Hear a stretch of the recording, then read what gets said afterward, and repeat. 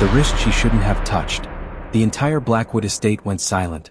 Not because a gunshot rang out, not because someone fell to the marble floor, but because a single fragile-looking maid did what no one had dared to do in 3 years. Under a chandelier worth more than most homes, Veronica Vale, glamorous, adored in public, feared in private, raised her hand to slap Maggie, the elderly cook, the way she always did when the boss wasn't watching. Servants froze. Bodyguards stared straight ahead like statues. Even men with cold eyes and harder pasts held their breath, because everyone knew what came next. But something impossible happened. A pale, slender hand caught Veronica's wrist. Not gently, not with shaking fear, with the firm refusal of someone who had already survived storms that would have broken most people. It was the new maid, Lena. She'd been in this mansion for only 3 days. Quiet, underfed, the kind of girl people overlooked like dust in a corner. Yet there she stood, holding Veronica's raised arm in midair as if the laws of this house did not apply to her. Veronica's smile vanished, replaced by a furious tremble. "What do you think you're doing?" she hissed, loud enough to cut through the room. "Do you even know who I am?" Lena didn't answer. She didn't flinch. Her eyes stayed calm, too calm, like she had learned long ago that fear only feeds cruelty. Veronica yanked her wrist. Nothing. She pulled harder. Still nothing. A shock moved through the crowd. People exchanged glances they weren't supposed to exchange. How could someone so thin hold back someone like Veronica? Then Veronica's face burned red with humiliation. "Let go," she shouted. "Let go right now." At that exact moment, a voice came from the doorway, low, controlled, and dangerously quiet. "What's going on?" Everyone turned. Adrian Blackwood stood in the threshold. New York called him a mafia boss. Newspapers called him a billionaire. Enemies called him the last man you ever see. But the people inside this house knew a simpler truth. Adrian Blackwood didn't raise his voice because he never needed to. When he spoke, rooms listened. When he stopped speaking, hearts still didn't start again. His gaze moved from Maggie's trembling face to Veronica's lifted arm to Lena's fingers locked around Veronica's wrist. Adrian didn't step forward immediately. He just watched. And in his cold, unreadable eyes, something flickered. Not anger. Not amusement. Recognition, like a memory trying to claw its way back to life. Veronica snapped into performance mode, turning her fury into tears as fast as a mask sliding into place. "Adrian," she cried, yanking her arm again and finally ripping free. "Your new maid attacked me. She grabbed me like some animal. Fire her right now." Lena released her grip and lowered her hands respectfully. She didn't argue. She didn't plead. She didn't even look at Veronica again. She looked only at Maggie, like making sure the older woman was still standing. Adrian's eyes shifted back to Lena. "Why did you touch her?" Lena swallowed once.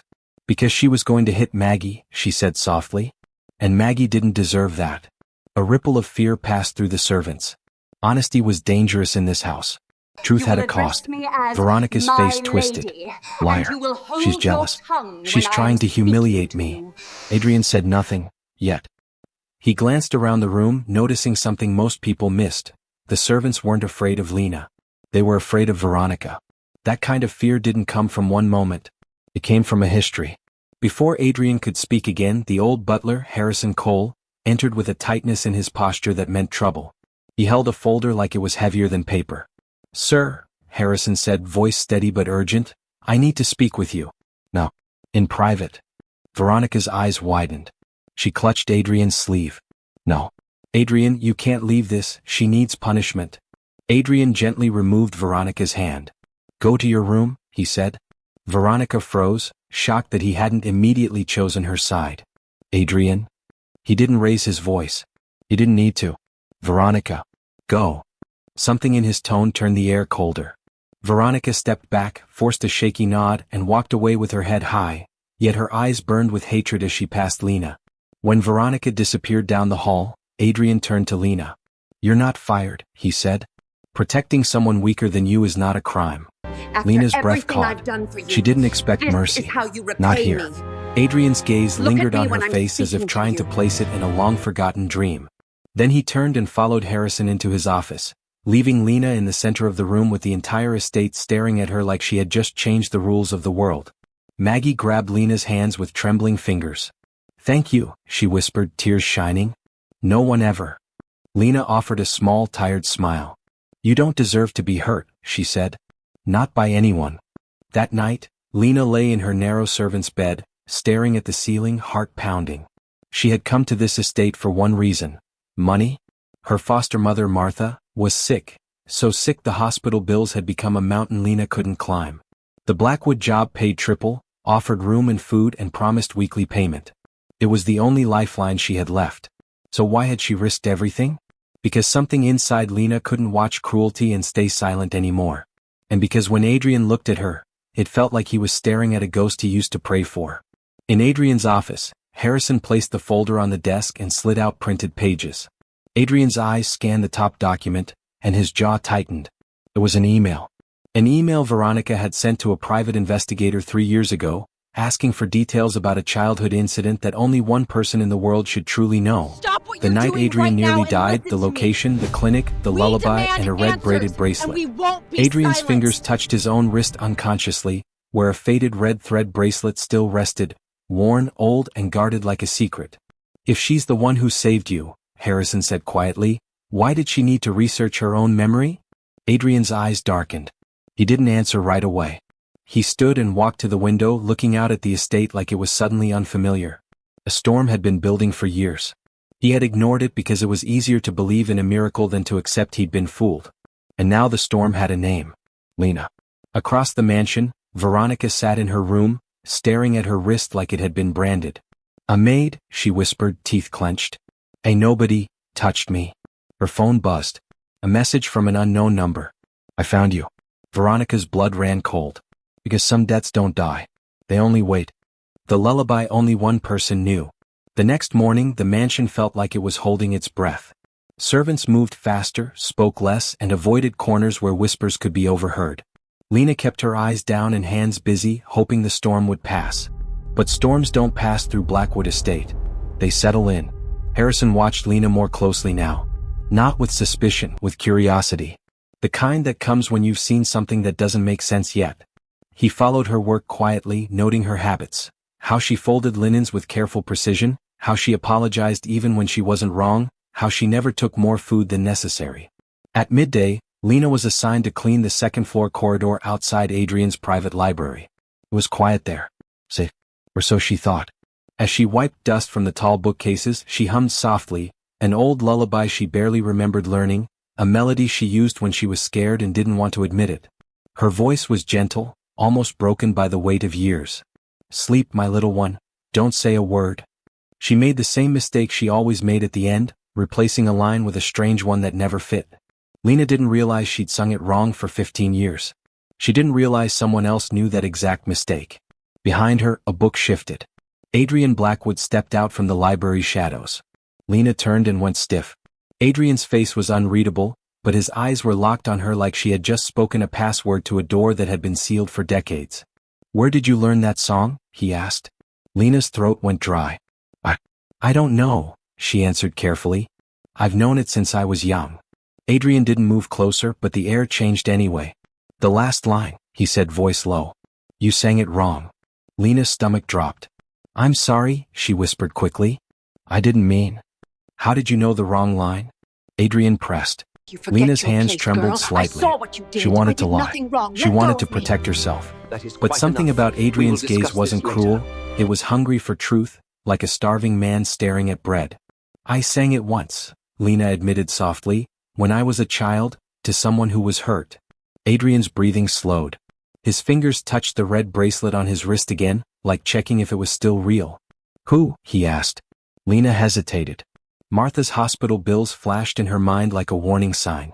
Veronica's power flashed after it. Lena remembered how it felt to be accused, blacklisted, called a thief, and abandoned by everyone who mattered. So Lena did the safest thing. She lowered her gaze. "I don't remember," she lied. Adrian stared at her for a long moment, then stepped back into the shadows without another word. But Lena felt it. Something had changed. She had become more than a maid to him. She was a question. That night, Veronica's cruelty returned sharper than ever. She lost jewelry again. She accused servants again. She threatened punishments again. But Adrian didn't rush to soothe her like before. He watched her, quiet, distant, colder than usual. Veronica noticed. And fear makes monsters meaner. So she set a trap. The next day, Veronica's necklace disappeared, and her finger pointed straight at Lena. It's always the quiet ones, she sneered. They steal and pretend to be innocent. Servants looked down, terrified to defend Lena. Maggie shook, wanting to speak but afraid. Harrison's eyes narrowed. Adrian arrived mid-accusation, hearing Veronica's voice echo down the hall. He stepped into the room like judgment. Explain, he said. Veronica's tears appeared instantly. She stole from me, Adrian. She hates me. She's trying to ruin our home. Adrian looked at Lena. Did you take it? Lena's voice was calm, but her heart was breaking. No, sir. Adrian studied her face, then turned to Harrison. Search the room, he ordered. Veronica's confidence faltered. Adrian, don't humiliate me like this. Adrian's gaze cut through her. If you're telling the truth, you won't fear proof. Minutes later, the necklace was found, inside a vase in Veronica's own sitting room. The servants gasped. Veronica's face went pale. That's impossible, she whispered. Someone planted it. Adrian didn't shout. He didn't punish her publicly. That would come later. For now, he simply looked at her like she was a stranger wearing his memories. Go, he said quietly. I need time to think. That night, Lena was ordered to bring tea to Adrian's library. Her hands shook as she approached the heavy door. She expected punishment, suspicion, coldness. Instead, Adrian stood by the window, staring at the moon like it was an old enemy. He didn't turn when she entered. Do you know why the night feels different here? He asked. Lena frowned.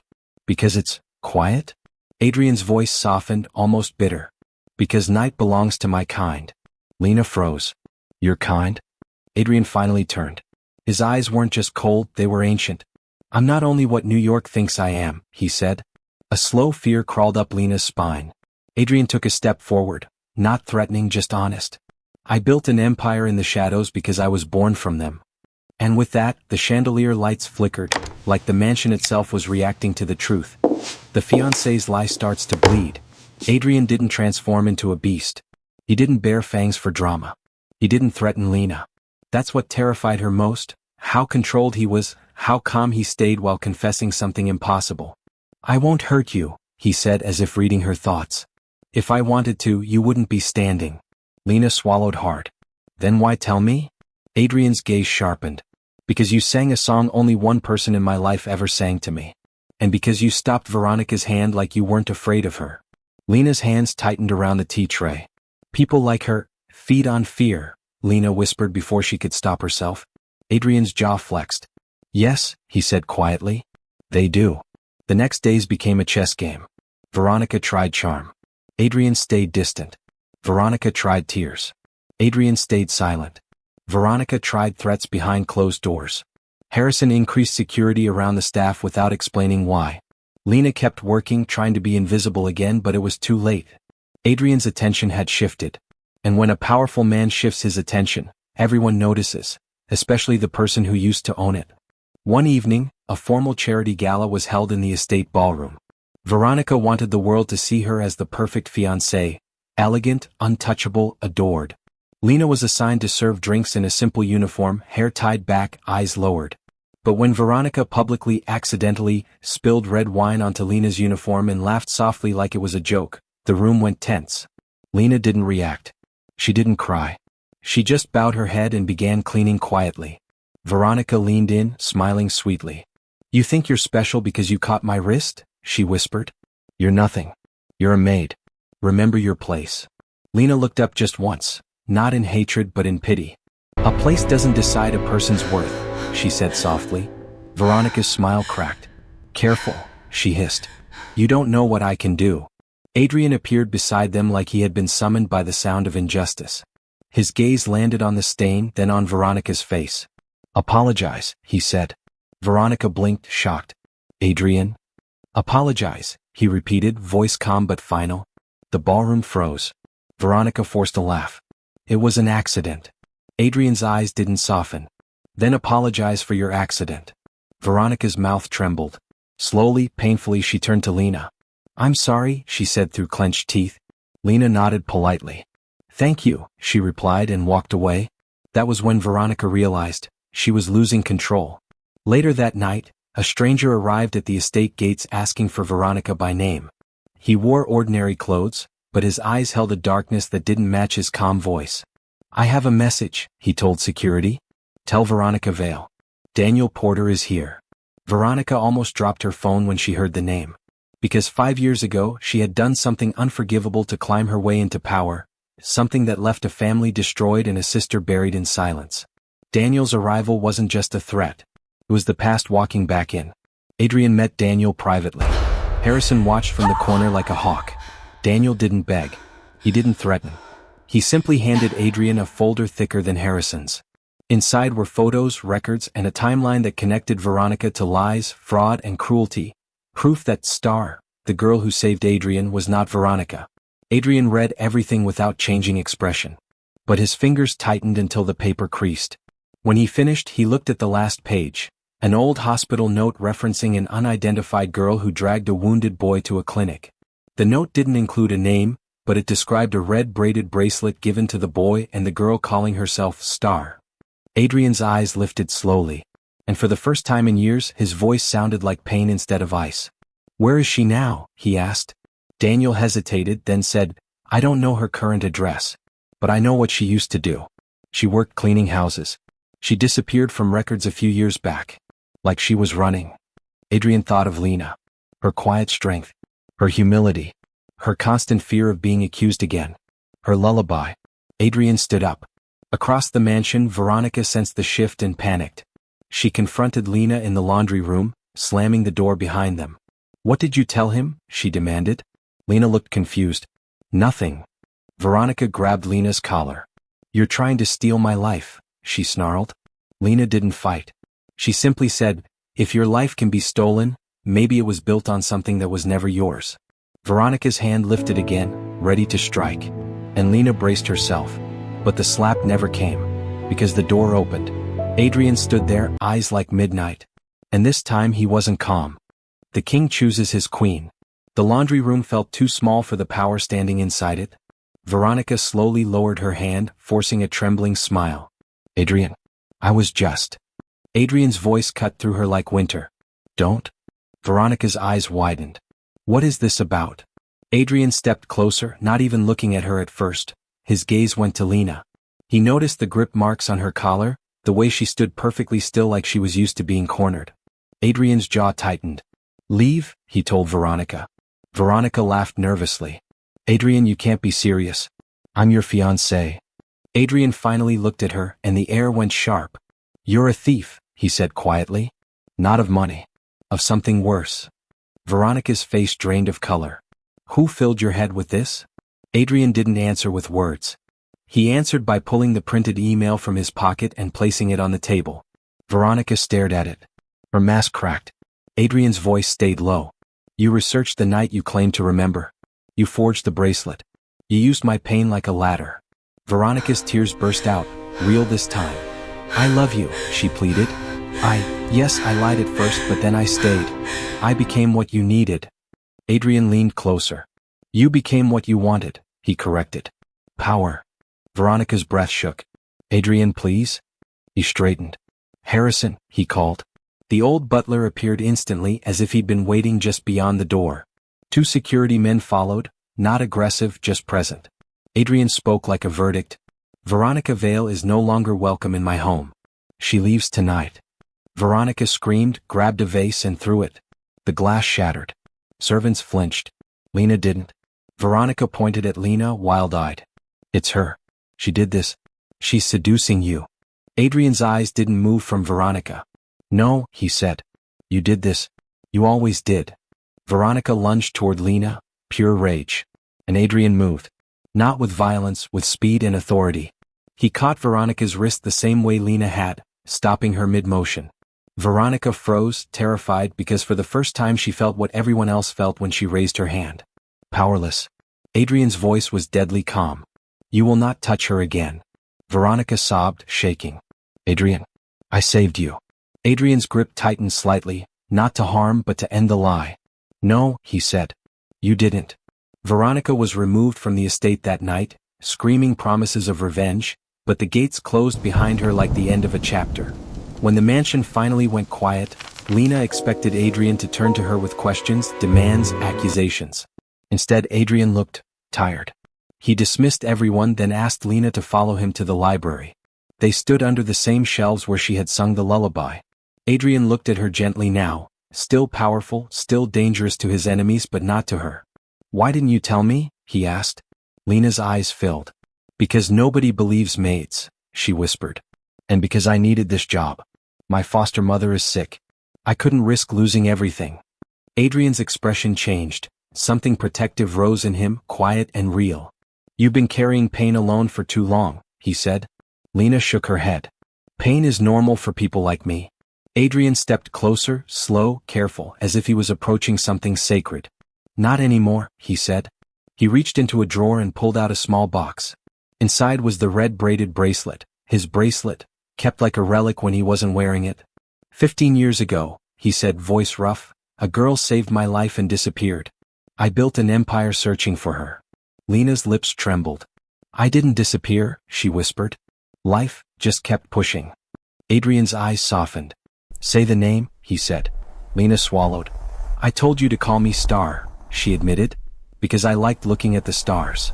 Adrian exhaled like someone finally allowed to breathe. He didn't touch her face. He didn't pull her into dramatic romance. He simply lowered himself, vampire king or not, and bowed his head slightly in front of the maid everyone ignored. "Thank you," he said, voice quiet, "for choosing kindness when the world taught you cruelty." Lena cried silently because no one had thanked her like that before. Over the following weeks, Adrian proved his love the way powerful men should, through action.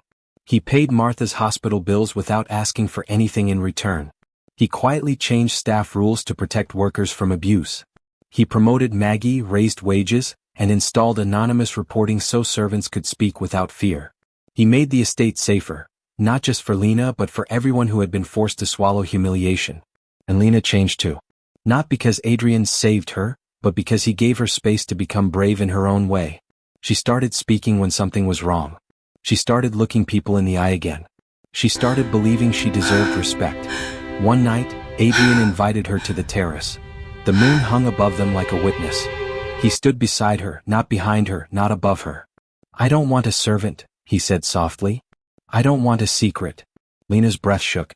"Then what do you want?" Adrian turned to her, eyes ancient, steady, full of a slow-burning devotion that didn't need fancy words.